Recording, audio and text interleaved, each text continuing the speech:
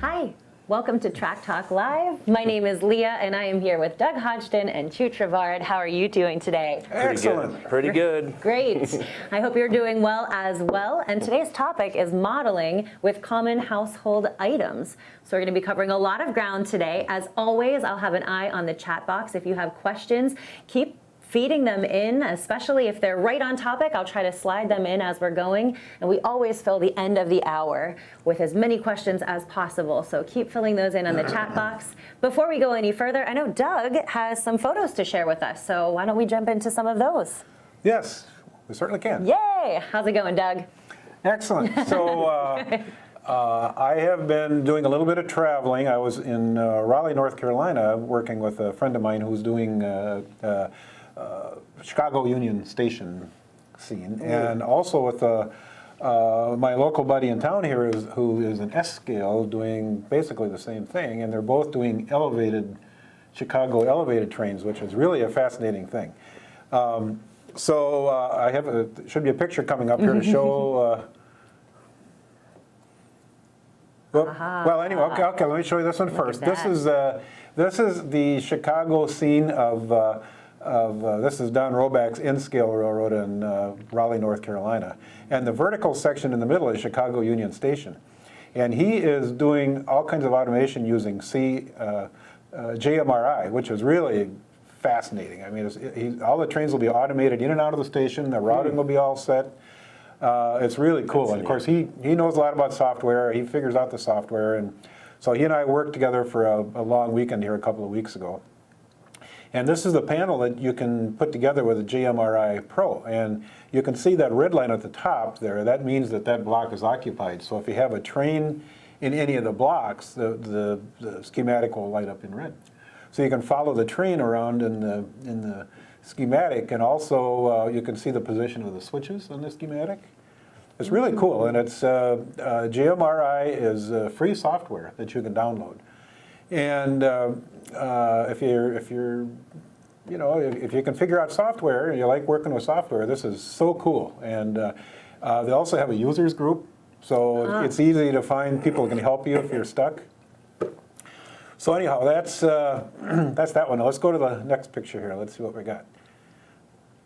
This is a picture of the N-scale elevated that Don is doing, and this is just a sample section sitting in his layout. He doesn't have the elevated built yet, but you can see the tie section laying there.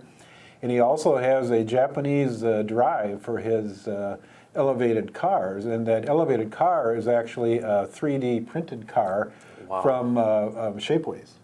That's neat. And it fits. N-scale. This is N-scale, and it fits right on that drive. I mean, it's made to fit on this Japanese drive. It's really neat. Really cool. So it will be an operating elevated, including being automated like the rest of his railroad. So the elevated cars will travel around his layout. So I wanted you to see that because I thought it was pretty cool. It's very cool. Neat. So the next picture just shows the schematic. If you can see it, the street pattern, and then the schematic of the elevated in red there. So it'll be a double track with those really interesting elevated intersections where there's all kinds of frogs and crossings and all kinds of crazy stuff. And so this will all be operating at N-scale. He's using code 55 rail. At the bottom center is the Union Station, and then on the left is the ancillary building that goes along with it. So you get kind of an idea of what's going on. To the right is the entrance to the Milwaukee Road coach yard. All right. And now here, this is S-scale, and I took this over at my buddy Steve Doyle's place, and he's doing the same thing, but in S-scale. Elevated, yeah. Neat. And this is set up, he's built it, but actually he just recently painted it now, and so it's all painted, and he's in the process of putting all the ties on the top surface there, and that will be double track, and it also uses a electric third rail, which will be just for scenery, but we actually have to put the third rail in there because that's how those cars were powered. But it'll be a fantastic Chicago scene. And that would be the Burlington main line running alongside there. And as you were saying, hand-laid track. Yeah, it'll be hand-laid track too. Really yeah, really cool stuff. Very nice. Reminds me of my time in Chicago, Nah. traveling the L, a couple weekend trips I took out that way. I love it. Oh, Love well, Chicago. I've heard rumors that I'm going to be able to try some things later on today in the hour. Well, yes, I believe you are. But before we start to dig into some of the demonstrations, we do have an announcement for you. There is a promotion going on, 7 household items that you can use for your layout. Model railroaders, of course, are notorious for their creative frugality. We talk about that a lot here right on these Q&A sessions. Why spend money for details when you can utilize some very common household items? Everyone has their favorite free scenery items, and that's why we're sharing 7 new ideas from Model Railroad Academy contributor Martin Tonrat. You can sign up now to receive 7 daily video tutorials, and that will start on March 2nd. You can click the banner below the chat box or the link in the description, and these scenic tips work for any scale or gauge. I think we've got a full clip coming of one of the 7 video tutorials that you'll be receiving, which is pretty exciting. It's a tutorial on how to create a bush using twine. So take a quick peek at that. I believe we've got one coming up. In this video, we'll make bushes out of kitten twine. The twine best suited for this is either flax or hemp. Cut the piece a bit longer than the height of the bush. Then start to untwist the twine from one end until you feel happy with the branches in your bush. Next is to spray it either with hairspray or some spray glue to get these leaves to stick to the branches. Sprinkle leaves into the wet glue, both from top and from underneath, until you have a realistic transparency in your foliage. The color of the branches and the trunk can be altered by dipping the twine into a well-thinned burnt umber. This will give you a brown look on your bush. If you want also green, you should add some green acrylic paint into this. Make sure to keep it really thin. Once dry, it's just to untwist it a bit again, and then spray it with spray glue and sprinkle in those leaves. With only these 3 components, you can create a variety in bushes, ivies and trees, which is hard to find as ready-made in any hobby shop. And there you go. Sign up now and you can get more tutorials just like that one in your inbox starting on March 2nd. And I think this is actually a perfect segue into what we're going to touch on with you, Chooch. We're going to talk about some twine trees, right? Yes. Perfect. Doug was telling me about these, and you saw in my basement, I have a little bin there, and I have my ground foam in, always ready to apply to my scenery. But Now, I just wanted to show this as an example of what a super tree bush looks like, if you can get a close-up on this. You've probably seen the super trees, and that gives you... Scenics Express, I think. Yeah, this gives you super one type trees, of bush, which is fine, because in every layout you want to have a variety of bushes. So if you can see that, that's a super tree bush.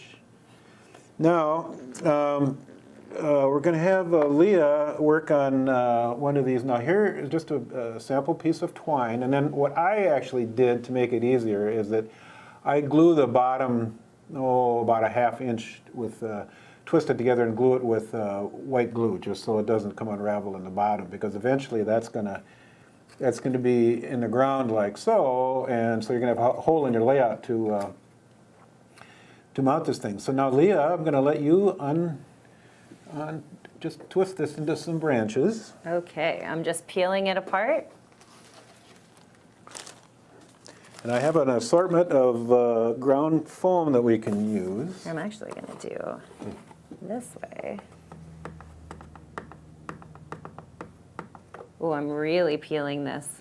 That's okay. I lost a branch. That's okay. And some of the little ones you can twist together too, so you have smaller branches. Okay.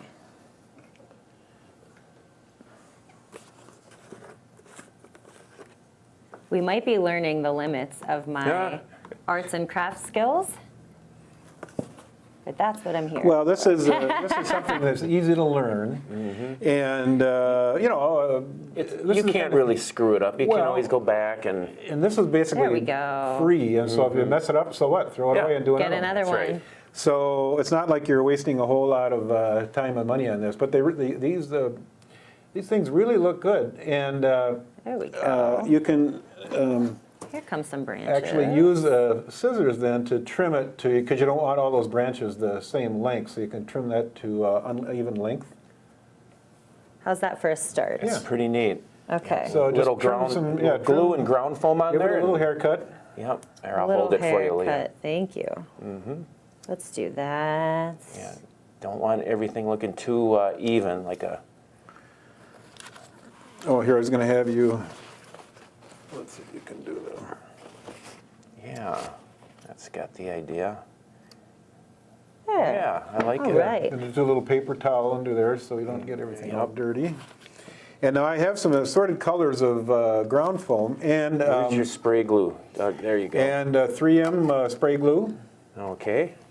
And Put the some iPad spray down it- underneath. Yeah, I was going to say, just spray it right down on the, Okay, we'll just give it a little spray application here of the glue. There, that should work. okay, Leah, and then you And now- can take your pick of color. I thought we'd do a fall color. Leah, I'll let you do the You can honors see and this, dip this it in is the. a fall color, and then I have a ground kind of a mossy green color, and then a green mix. So all we're going to do is nice. pick some up with your fingers and just Okay. kind of sprinkle it. Let's do some mossy green. You can be generous. Grab a big bunch of it because it'll Oh. just fall. I've got All right. plenty. Yes. So Yes. and you can Not actually being shy now. you can mix the colors too. So if you want a variety of colors, you can mix them. Oh, and I don't think I mentioned too. Martin had mentioned earlier about the colors. Well, I did paint I painted the trunk after I glued it, and I used a couple of just craft colors. Why which, not all of the colors? I have camel and tan here that I used to paint the trunks. Very nice. So yeah, that's looking Look pretty at doggone that is good. looking nice, like a fall, early fall. You can also do these as vines. You know, if you spread it out flat. Martin did that in his video, where you can actually put it against a stone wall and then glue it to a stone wall, Right? and do it as a vine. Now, sometimes what I do too is I hold it upside down. You know, you can put spray glue on there and get a little bit from the bottom side too. You know, sprinkle a little Oh, more. yeah. So, okay. And Let's I'm see. sure you could, Doug, you could paint that a flat gray if you wanted the trunk part. Well, if you I really did. wanted. I did just as a kind of a starter, but. That looks nice. Yeah. You know, now I found some green twine, and I wasn't quite sure. Martin uses the gray twine, but I wasn't quite sure how this would work out. But I glued the bottom again, and then I painted it with the tan. And we're going to just do this as an experiment to see how the green turns out. Oh, all right. Same Just- deal? Yeah, same thing. Peel apart. We can try. You know, you can try different. Now you got some yellows on there. You know, maybe try this green blend possibly. That Absolutely. shrub, Doug, that shrub turned out pretty neat. You wouldn't mind if I took it home, would you? No, Put it on the railroad? no, you can't take the props home, Bob. Sorry. Okay. All right, fine. Well, we at least can show one that we made from the railroad. I was just We going to will. say, do you have some photos Nick, too, Chooch, Well, I believe? Director Nick could take that shot of our Yeah. two shots. I think we have of the shrub we made for the railroad last week. No, you know, I'll tell you what. I'm doing Southern California, you know, the Los Angeles area, and I'm using a lot of scrubby stuff for my scenery. And you've probably seen pictures of my layout in the past, but you know, there's so many scrubby kind of desert plants, and you can, if you do these with a kind of just a light bit of foliage on it, and make them look kind of scrubby Right. and dried out. They look good for even for a desert planting. So I'm going to use some of these myself on my layout.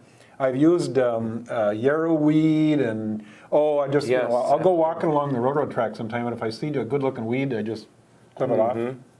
So I use natural stuff, and then you can enhance them with ground foam. And so really, this works for practically any kind of locale for your scenery. I mean, it could be desert, it could be anything, it could be Sioux line. Well, exactly. Midwest scenery. Yeah. Okay. Doug, your Spray glue. Here we go. Bob's Ready? got that. Here, let me Chooch do that has for it. you. Yep. We'll put a little, spray glue on here.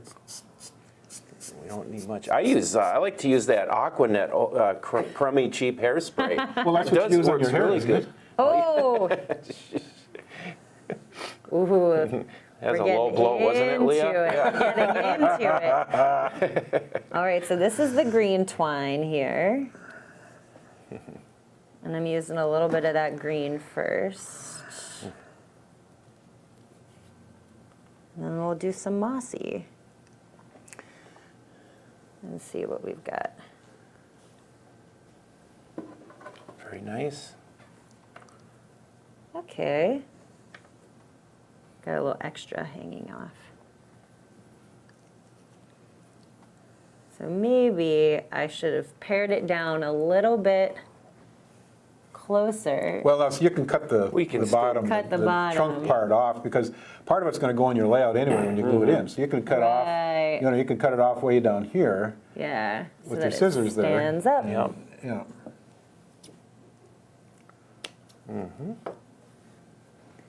And pop it in. It might not go in as well.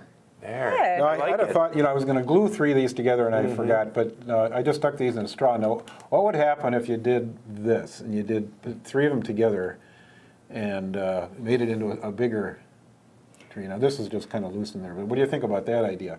I like Viewers, please send in your comments if you like this or if you want to experiment around with a bigger. So if you untwine all of these and try to make it into a bigger. Sorry, I really meant to glue that together, but. Well, I'm peeling. And I'm just going to put this. I'm going to put the super tree in here, just to show the difference in look. So, as I say, you can use both kinds of tree. And Yeah, keep it- this Scenics Express material, you get it and you get just a Yeah. big box of it, and it's like, I love it because it's natural. It's from real shrubs. Yeah. Now, Scenic Express, it's really nice. you have to buy where, of course, model railroaders like the free stuff, and we're talking about free Right. stuff. So, anyway, the twine. I mean, I think the twine is great. The twine tree turned out. We put it at Yeah. Cardigan Junction last Yeah. week. Well, what's great? We have a picture of that. Yeah. Nick wants to But show that. I Pop that really on. think that this twine thing is really a neat idea. There we go. Oh. See, that's it. Now, that is on Bob's layout, and that was a sample we made over at his house, and it's probably the only Yes. one he's ever going to have, because I'm not going to let him have these. No, I would like to take them home and put them right there. They blend in so nice with my backdrop. So But no, seriously, I'm going to make some for my own layout too, because I think they could. Hey, look at that one. Now that's Yes. I love the it. I guy's love about how that 6 feet. turned out. That's about a 12-foot tall. right, it's perfect size for like background against your backdrops for And the edges then of with your the scenery. twisted trunk on the bottom, it kind of looks like just kind of a gnarly, doesn't it? Right, look like a gnarly it looks tree trunk? natural. And And you could, can like put- you did, you painted it gray. You and can that put would- modeling that would help. putty on Right, there if you sure don't want could. the gnarly look. You can put modeling putty on there and fill that bottom part so it doesn't look gnarly. But I mean, Yes. that's just a perfect shot. Sure. And it's neat to have the truck and the guy in the picture just to show the scale of It the adds something. I like to take photos and have people be in the shots, and yeah, neat. All right. So, Look at that, Leah. That's turning out I really have nice. some branches now, Yeah. multicolored. Now, we're not doing the extra painting on these, but you can do extra painting as you go along. You can actually use a little bit of spray paint on these too. And then a but we're not reminder, gonna- what did you set this in? Well, To this make is it a just little larger, just a straw. I just happen to placeholder? have the straw, but normally I would have glued. I was going to glue the 3 twines together, but I forgot. Ah, so this is a So- great way to hold them in place. Yeah. Anyway, now we can do the spray glue on that and try some colors or multiple colors. Mm-hmm. Protect the iPad at all costs. Yeah. There was a couple things I didn't mention at the beginning too. We can mention after this little segment, but I wanted to show off this G-scale bridge I have here. We had a person send in an email during the show last time who was asking about G-scale bridges, and I just happened to have this one in my collection of stuff, although I'm S-scale. So I don't really have a use for it, but I've used it as a sample because it's a very well done bridge. And I think what we want to do down the road here, Chooch and I, is in one of the shows coming up this spring or so, is start with a foam diorama of the pink foam. I also had another question. Somebody was saying they were using foam, but it was the white foam. And that white foam doesn't cut very well. It's little beads of, you want to get if you can see this pink foam here, this is actually the foam that we use for making scenery too, but it's actually great for propping up your trees and letting them dry. You just poke some holes in it and pop your tree in there. So this bridge, this is a G-scale bridge, very well constructed, with the tie rods in it and everything, and the cleats up on the top. And so I thought maybe what we'd do is build this into a G-scale diorama. And my thought is to do something about 4 feet long that'll fit on this bench, and install the bridge and maybe do a stream. You know, Could easily do that, We yes. wouldn't do it all in one show necessarily, but just keep showing as we go along, showing Yep. examples of what we can do. I thought maybe you do a tunnel, have some track go into a tunnel, and we want to do a tunnel liner maybe, and we could do a little waterfall. Water. You know, I was talking about tinsel the other day. My favorite For thing for waterfalls. doing waterfalls is using tinsel. And you know, after Christmas, what the heck, you know? Yes. So I have tinsel. I got it from my wife. She let me borrow her tinsel.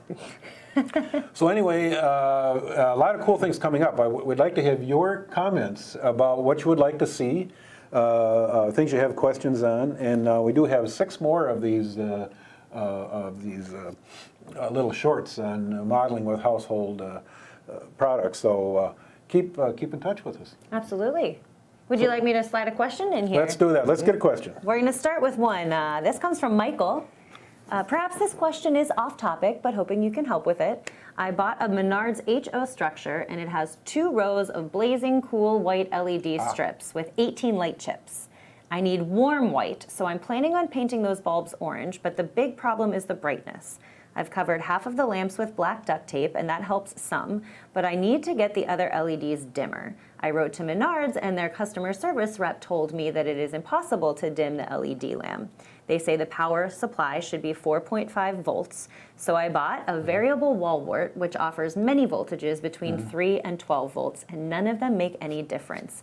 Is there any tips, tricks, anything that might help out with that situation? Well, you know, it's funny talking about LED lights, because when I make my journeys over to the Walmart on the weekends for our supplies, our household supplies, LED bulbs now. I've been, like in my basement for the railroad room, Doug, I've been replacing my incandescent bulbs with LEDs. And I notice at Menards, whether it's Menards, Walmart, they have LEDs, they'll say non-dimmable, and they have dimmables. So there obviously is a technology when they build these things, if they can dim or not. So they must have to be built into the... Well, I think as far as Menards The goes, item. or Home Depot or any place where you'd buy those, I mean, they're not designed, you know, they don't think people are going to want to dim them. Dim 'em. But I mean, this guy's got a great idea. And what I've done is actually used, you can buy, like, in the craft department, say at Michael's, you can buy, would be like a gel you put on a TV light, you know, semi-opaque, kind of thick plastic paper. It's almost like a saran wrap kind of. Well, you can buy it thicker too, consistency, yeah. and I've used that because, it's almost impossible to dim one of those lights. Now, if they're the round ones or the square ones, Bob and I had looked at a sample of this, which is kind of another idea where you take this is a bigger size LED. I'm not sure what shape those are in the Menards, but then we use a plastic straw as a diffuser. So we cut a little piece of plastic straw and put it over the LED. So then this, as an example, could be used as a street light where there would be a diffuser over it and then it shines down.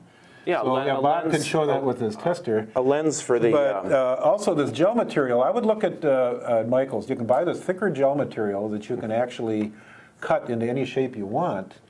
And then you could actually just glue it, like put a square or round, whatever type of LED you have, and glue that right onto the LED, and then you'll get that yellow color, the yellow gel. And I think that's the best. Trying to dim the LED is hopeless because they're not. I'm sure Menards aren't designed to be dimmed no matter what voltage you put into them. So, Right. But that is really a super good question. So let us know how it works out. Would you get a hold of us again and let us know how it works out in the next show, or send an email in and Absolutely. and we'll talk about it, because that is a super good idea.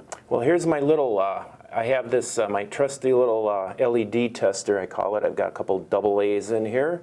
And I have installed, it's a built-in resistor.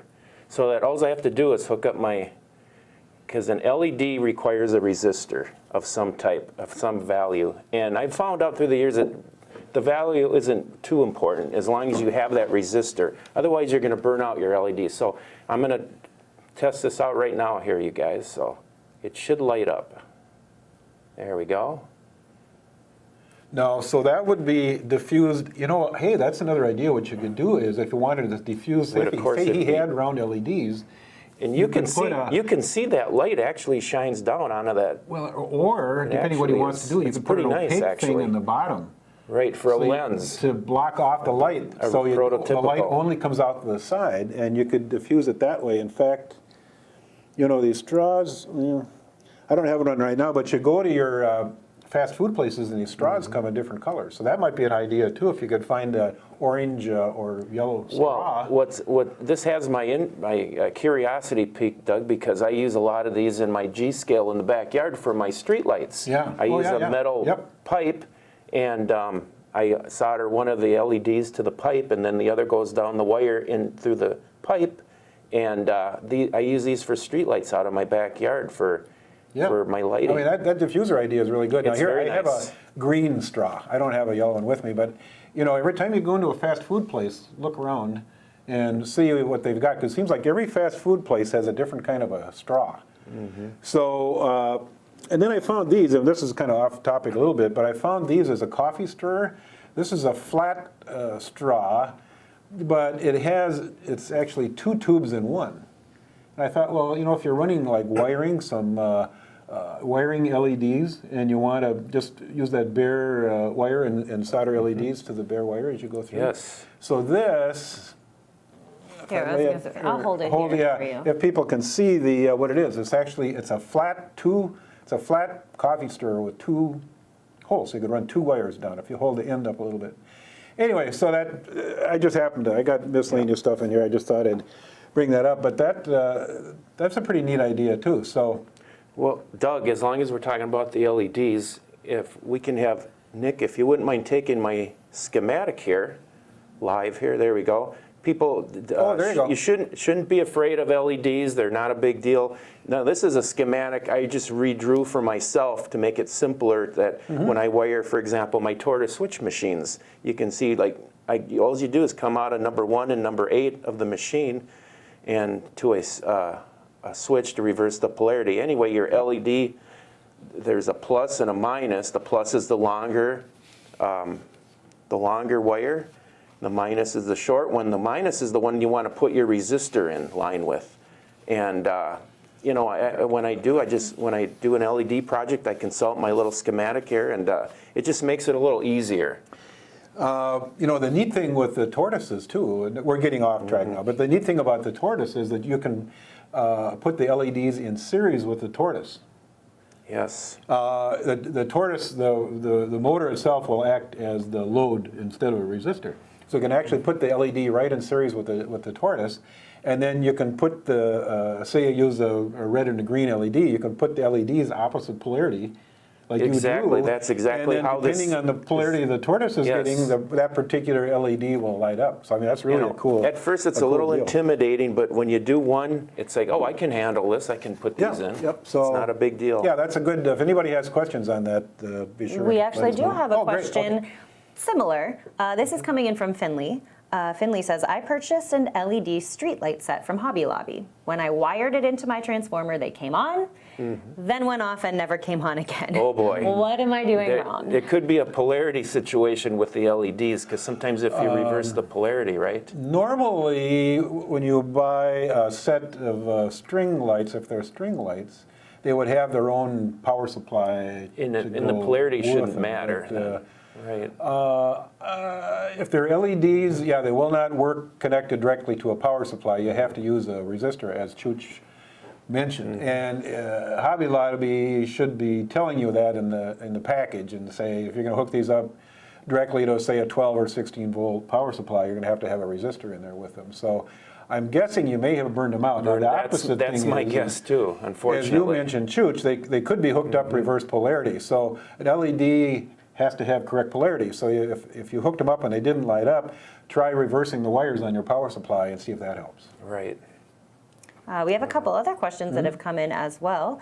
We'll try and slide them in. This is also from Finley. What is the best brand of HO scale track?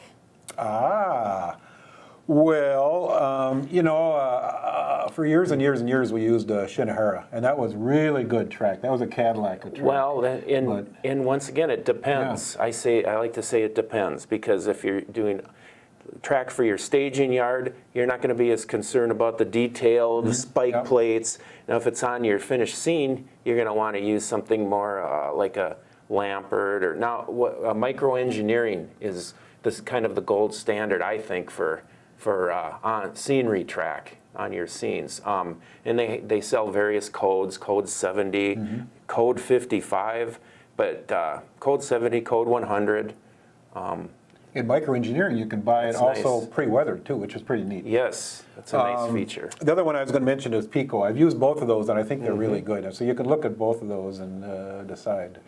Those would be the two top ones I'd say Yeah. now. Shinohara is kind of fading out, especially if you want to do multiple rail sizes, which I heartily encourage. So you have your mainline rail larger. It's amazing the detail they put into the track with the spike plate detail with the spike heads, and you're kind of going to want that on your finished scene.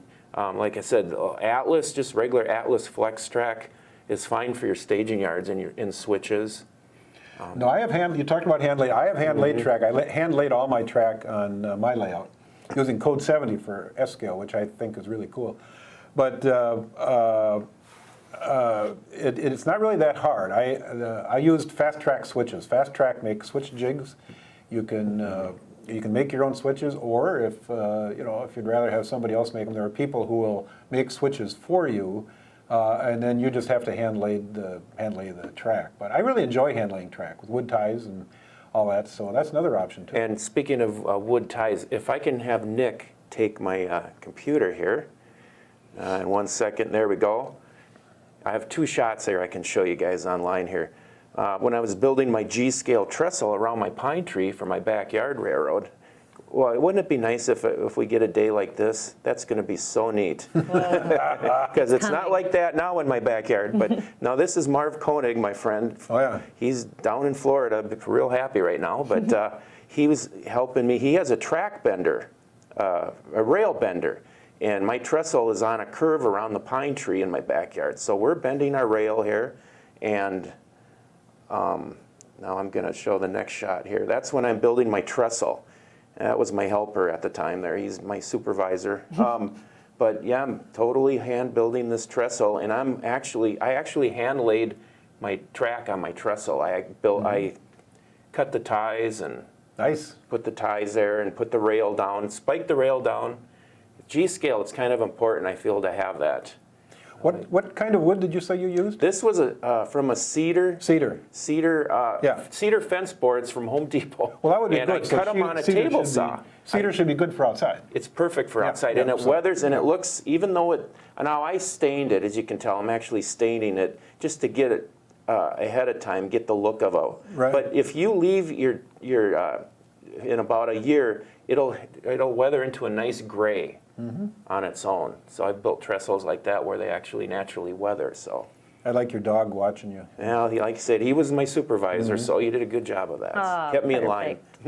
I'm always here for the dog photos. Let's move on to another question. Okay. Looks like this one's coming in from somebody named Bruce. Bruce asks, I live in a condo trying easy HO scale layout. What is red and green wire for? Those are for polarity, for purposes of polarity. Well, I mean, I think everybody uses a little different color. I mean, there's no fixed color right. necessarily for anything, but it's nice to have a color code on your layout. So whatever you use, then stick with it through your entire layout.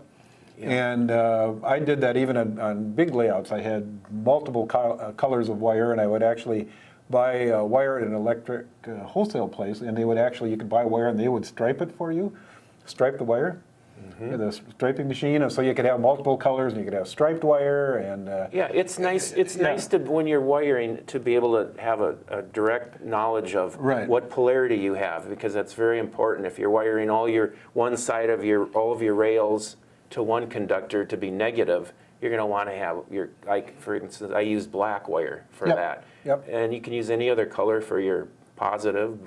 Red is always good. Doesn't DCC, isn't the color code for their rail is red and black when you do a decoder, right? That's red and sounds black. right, yes. Yeah. Oh, the decoders, yes. When you're hooking up the rail pickup from a decoder, it's red and black.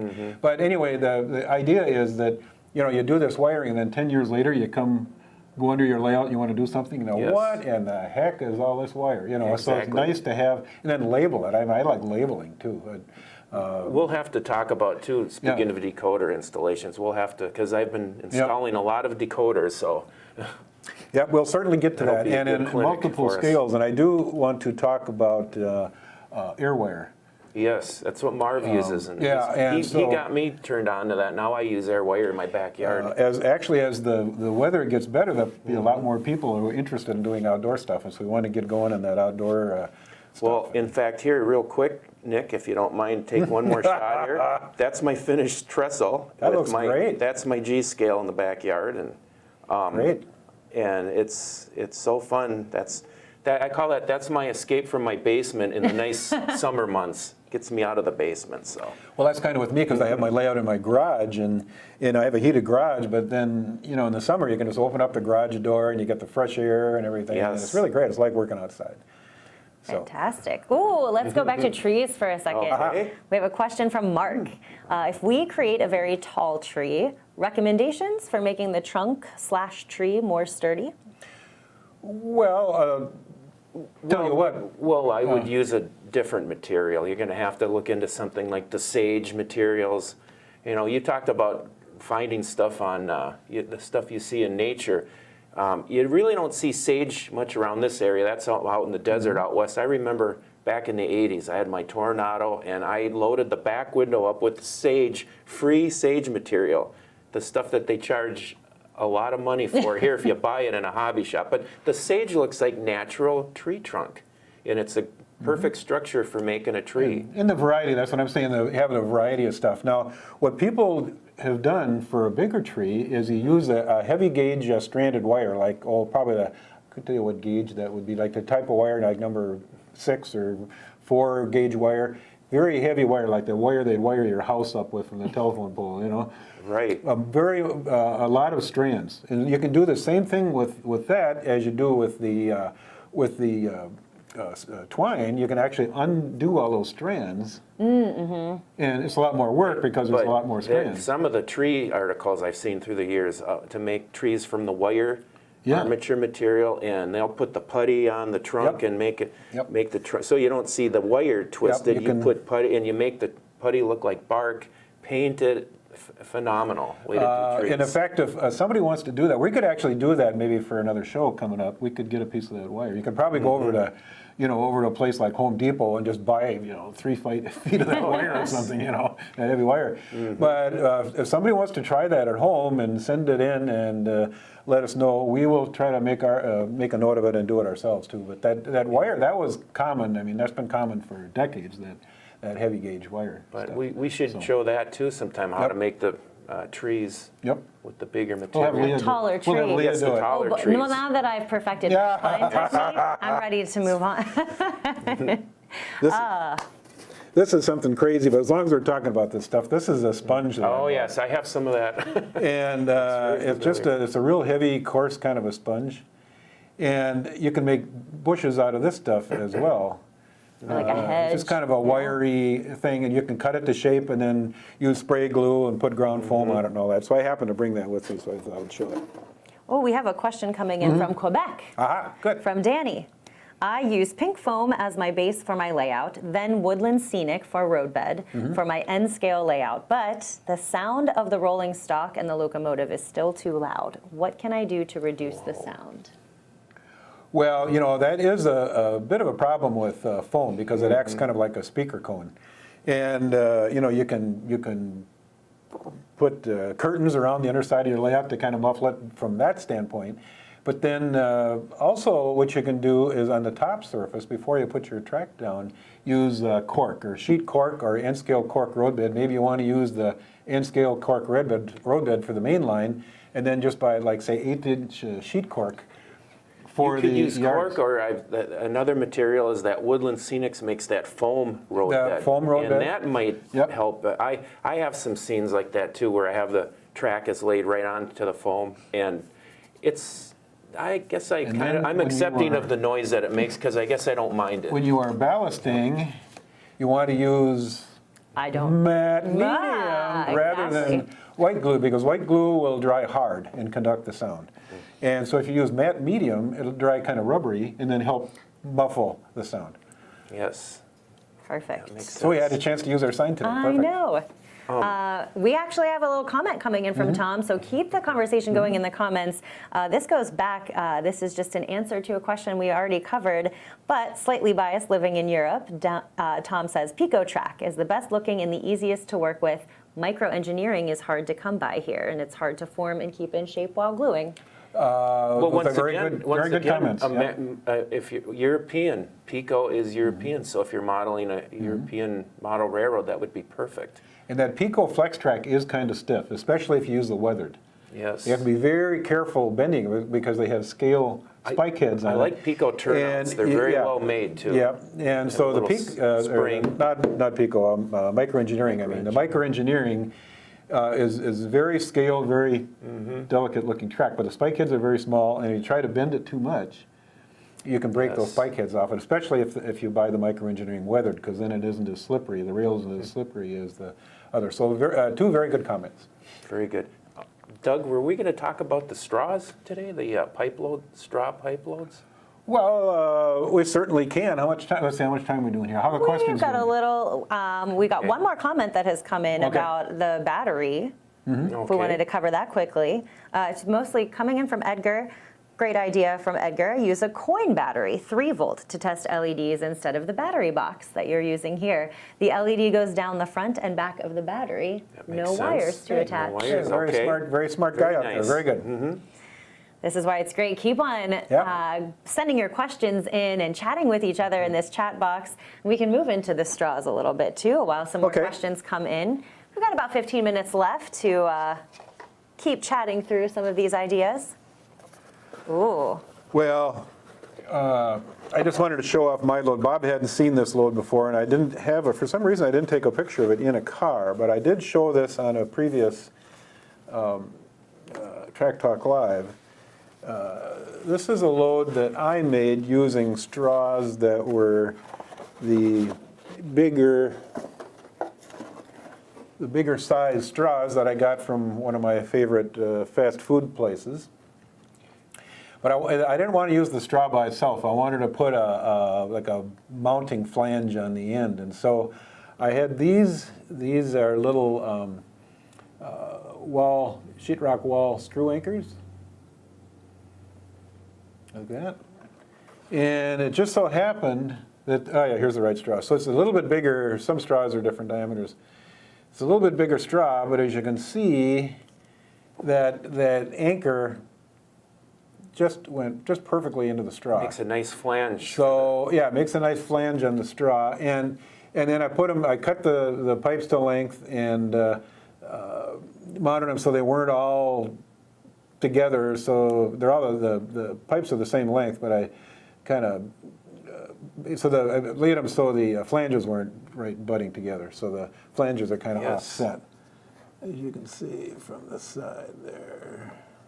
Now, Doug, interesting, when we started talking about this a few weeks ago, it piqued my curiosity. It's like, well, this is interesting. I'm going to give this a try. So I made, this is my load from regular straws that you buy in the store, but for $1.19, I get a box of 100 straws, and it's like, I've got nothing to lose by trying this. What's the worst that can happen? So, and I think they turned out, but little did I know, there are different sizes. So your size, the flange fits in. Mine are a little smaller diameter, but although I didn't do the flanges anyway, but I think it makes a very credible load here. And They don't have to have flanges, but if Nick wants to take my computer quick, I got a series of photos we'll show real quick. I'm cutting my straws to, I believe I use like 35 foot with my scale ruler there, because it's going to fit on a 40-foot, 50-foot flat car very nicely, my load. Well, here, if I hit the right arrow, here we go. And now, the first thing I did, I put stringers across my flat car that the loads will sit on.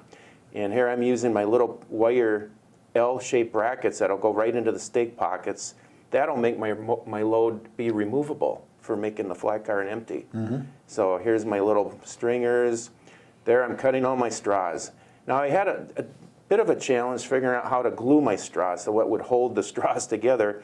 I found out at some point a sticky glue, like a tacky type glue, worked the best. I'm trying to I can't remember what I used something like that I was trying the ACC glue, and it wasn't holding them very well. So, but the sticky glue, like a matte, the Woodland Scenics makes a sticky glue. Here I'm painting my straws, and I'm now doing my banding with chart pack tape. The banding looks really nice on a rusty painted flat car. Now here's some orange straws, which works good for painting them red. There's my Scenic accent glue. Yep, I used something kind of like that. I'm not sure what that brand seemed it to was. work very well for holding my straws together. And I'm painting them here, putting my banding, putting my loads together here. Now here you see the finished loads on the railroad. There's one I made for a Gone, which has the uprights. And there's my flat car load, which I bought here today. So thank you, Nick. Now, for banding, what did you use? I used chart pack. I still had some chart that I used for my lumber loads. Okay, well, I used the same thing, but it was I used a little wider because it's S-scale. They make different widths of chart pack, I know. And I think you can still get that at artist supply stores. Yep. I think some hobby stores have it too. The hobby stores that sell model airplane supplies, because I've seen it in the model airplane supplies for striping an airplane. Nice. All right, we have a question coming in about getting grit off of the track. Finley wants to know, what technique would you suggest? My cleaning car does not do a great job of that. So getting grit off of the track. So just for cleaning your track, purposes of cleaning your track. Well, I've got many Bright Boys down my basement. I like the Bright Boys. They seem to, or a type of an eraser block. Yeah, I've used those. I don't have one with me today, but I use those 3M foam sanding blocks. And the neat thing about those 3M blocks, and we showed it out in a previous show, but you can use a bread knife. Right. Like you use for cutting your rigid foam. You can use a bread knife and actually cut those sanding blocks into whatever size you want, whatever works. So that's good. There are multiple track cleaning cars out there, all kinds of track cleaning cars. Are nice. I've dabbled with those. Greg Smith has a nice one he showed. Yeah, if you have track that it's hard to get to, then you can use a track cleaning car. They have abrasive track cleaning cars, and they have liquid track cleaning cars, and I've actually made my own track cleaning cars using a box car, cut an opening in the floor, and then mount one of those 3M foam blocks right into the box car shell, so that and then put some weights on the top so it rides along on the track. So there's many ways, and then keep a clean room. We had talked about this too. Try to keep your room as clean as possible. Yes. And some guys use an electronic air filter. You can buy those freestanding electronic air filters from Home Depot and those places. You know, if you have dirt and dust in your ear, then maybe you want to use if you haven't run the railroad in a while, like sometimes I'll go for maybe a month, and I'll have to clean some track. It'll just start collecting dust. So all of those things are good ideas. All right. Oh, we have another comment coming in, going back to the soundproofing from earlier. Suggestion, Coming in from Volk BL, I use plumber's cork tape for roadbed, available online or at HVAC wholesalers. No glue needed, half the price of cork roadbed, good sound deadening. Also, sagebrush is free in Utah. Yes. There you go. That's probably where I picked mine up. Yeah, That's we'll where make it a trip was. out to Utah and get Yes. some. Wyoming. That plumber's cork tape was good. You know, I think I've seen that now that he mentioned that. I think I've seen that. So if you go to a plumbing supply house and buy that cork tape, that's a real good idea. Yes, no, it is, yes. Yeah. Good Want some deal. type of roadbed, especially for main line. Well, we have about 10 minutes left to wrap up the hour, so keep your questions coming in, and I'll check in and see if there's Okay. anything else that we should be sharing while we're here. There's one thing I didn't share in the beginning. This is my most recent NMRA bulletin, and I think the NMRA is really a great organization. But this is Eric Bruman's layout in St. Louis, and he'll be on the tour. And his layout has been around for a long, long time, and he's updated it.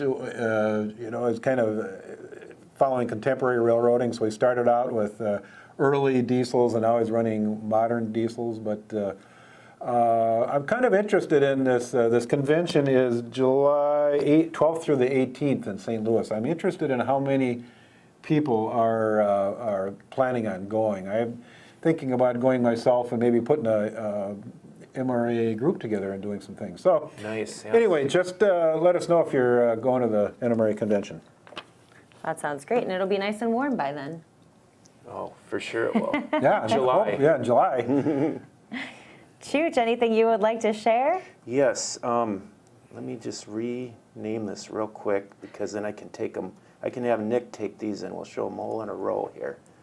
Yes. Nick's our MVP of the Yes. hour. Okay, while Director- you're doing this, I'll show this Here we real go. quick as long as we have time. This is one of the free bottles that you get from a hotel. And it's just a perfect shape for a fuel tank. And we're going to show that in an upcoming episode. But You showed me that shot that he used, and it was a really Yeah. nice looking tank. well, what happened with this is an old perfect bottle I size. had, this happens to be hand lotion, and it's all stuck on the bottom. Not So- lotion any longer. Anyway, you can use a razor saw as so. We won't cut it today, but we'll do it on another show. Use a razor saw and cut the top off, and then when you cut the top off, it makes a really nice vertical tank. So Painted aluminum color, silver. yeah. So and there's Weathering on it, a yeah. household item that you basically get for free at the motel. So I didn't have any shampoo, otherwise I would have Yeah. grabbed a shampoo bottle. But. Nice. Well, Nick, if you don't mind taking my computer again, there we go. I'm so excited. I got my Rapido 3800 series cubic capacity hoppers arrived last month, and I have them on the railroad now. So I bought a 6-pack. This type of stuff nowadays, you have to pre-order, what they call pre-order your stuff. So I ordered these a year ago, and they showed up at my shop, and I was so excited. I got them on the railroad. I'll show another shot here. There's another shot there up at Cardigan. By the way, They're so accurate, and these were so common in my era of the 70s, these potash hoppers. And I'll show one more here. but hold on, Bob. By the way, I was right. going to mention how good your sky looks on these, and we're gonna do a sky backdrop episode too. But I really like your sky. Even that one, I think it was the one that showed the twine bush. I get some looked really good. nice comments when I post Yeah. my shots at Cardigan Yeah. because we'll talk about that on an upcoming episode, how I made my backdrops. And you're using photo trees yes. along with three-dimensional actual photos, and it was just an experiment, and I think it turned out pretty Yep. good. We'll show one more shot here. Now, my Athearn Genesis Sioux-Line cars also came. They arrived at my shop, so those are the new Genesis Athearn Sioux-Line hoppers, which are right on the money, and they have metal roof walks, and some people are a little uptight about the price of these, but when you consider there's a nice metal etched roof walk on these things, and all the details, the cut bars are on them, the air hoses, I love them. So The quality of the models nowadays is just fantastic. The lettering phenomenal. is so right Yeah, on. Oh yeah. Athearn, Rapido. I mean, boy, Rapido does some phenomenal cars and locomotives. I mean, absolutely beautiful. Yes. I was at which convention? I was at a convention a while back out east, and the rep from Rapido was there, and he showed videos of them at the factory assembling these things. And you know, they want to be so accurate. They were showing building a locomotive, and they had castings of door handles for the locomotive. And they had this bowl. There must have been about 10,000 door handles on this bowl. I don't know, little tiny door handles, and they actually glue them on one at a time on the model, if you can imagine it, a door handle. So, I mean, that's why the hand labor that's involved, I mean, that's why the cost is what it is. I mean, it's just a phenomenal amount of work, but people want that kind of detailing. You do, yeah. So, yeah, kudos to them. Danny submitted a question that is a really great question, and I'm so glad to have it. Doug has mentioned this a few times about sharing your content. This is a great way. So Danny asked, how can I send you a picture of my layout? Which we love to see your layouts. And right in the chat box, you'll find a link provided to you. You can submit your track photos to our MRA gallery. There's a community gallery. You can share your layouts with one another. We love to see them. So please, please follow that link, share your layouts, keep us updated. I know Doug likes to see it. Chooch likes to see it. It's always exciting. No, I had those photos in the beginning of the Chicago Elevated. Well, we'd love to show some of your photos on live on Track Talk Live. So by all means, send them in and we'll talk about them, and you can send in comments and all that kind of thing. I think it'll be wonderful. Now, Doug, next month we were talking about, we played around with a camera on a flat car. Well, yes, I brought this. We're going to be, we showed this before, but I'll show it again. We've had a lot of really good comments on camera car. And so I built this camera car to fit the camera that we have here at the studio. And this is actually made out of, started out as an Athearn boxcar. But the miniature camera will fit right inside of here. And we want to center it around layouts. We centered it around Chooch's layout here. And here, Nick, if you don't mind taking the video clip here. He has a clip. Okay. Oh, there it is. Yeah, we pushed the camera car around the railroad with this train that's coming up the hill, up Shoreham Hill. There you saw Mike Buddy's Northwestern Bell phone truck. I love that. Thank you, Mike. And here comes the 940 up the hill. We pushed a camera car around the railroad with this train. So it's going to be fun to see my railroad from a cab perspective. I'm very excited to see how that turned out. We'd like to do a lot more camera car videos, so if people are interested, let us know. We'll figure out how to do it. And yeah, it's just tremendous getting an engineer's eye view of your layout. It's a completely different perspective. All right, we're getting into our final 3 minutes of our Q&A, so I will keep an eye on any last-minute questions that come in, but otherwise I want to open it up. Any final thoughts, anything you'd like to share before we start to sign off? Well, we certainly want to do a lot more hands-on, and we do, like I was mentioning, we do have some ideas about doing some dioramas, like say a G-scale diorama, maybe an HO scale diorama with various kinds of scenery, and so anybody that has any suggestions or things they'd like to see, just let us know. Definitely the sage tree idea will be kind of fun to play around with and make some sage trees. So absolutely. We'll have to do that. Well, you can follow us on social media as well. We've got Facebook, Instagram, Pinterest, and Twitter. So that's a great way to get a hold of us as well. Also, join us for all of these Q&A sections. Every month there's something fun to do. Anything to say before we sign off? Well, we certainly have a lot of fun, and we enjoy doing it, and we enjoy your participation. I can't believe the hour flew by already. I really can't. Yeah. That was, and an extra shout out to Nick in the control room. Always taking the photos. Crushed it today. Yes. My name is Leah, and once again, I'm here with Doug and Chooch. This has been your MRA Track Talk Live for the month. We'll see you for the next one.